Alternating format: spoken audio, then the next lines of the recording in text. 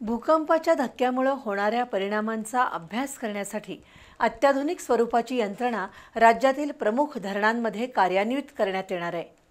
पहिल्या टप्प्यात कोयना, जायकवाडी, गोसीखुर्द, उजनी अशा मोठ्या 25 ते 30 धरणात ही उपकरणं बसवण्याचं नियोजन धरण सुरक्षितता विभागानं केलंय। या यंत्रणेमुळे भूकंपाच्या धक्क्यामुळे होणारे परिणाम अचूकपणे समजणार आहेत। जलसाठा, भूगर्भातील हालचाली यांचा वेध घेण्यासाठी धरणात विविध प्रकारची उपकरणं कार्यरत असतात।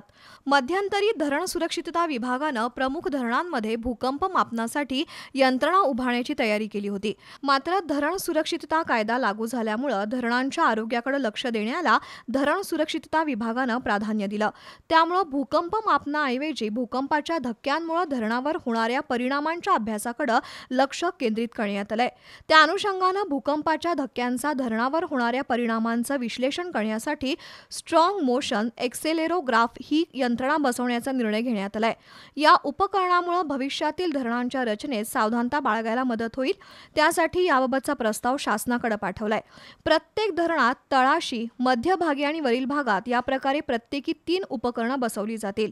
त्यामार्फत संकलित होणाऱ्या माहितीद्वारे भूकंपाच्या धक्क्यांनी धरणाच्या संभाव्य नुकसानीचा अभ्यास करता येईल।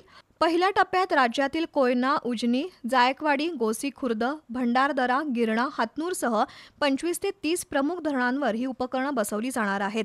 अन्य धरणांमध्ये टप्प्याटप्प्यानं ती बसवली जातील असं नियोजन करण्यात आलंय।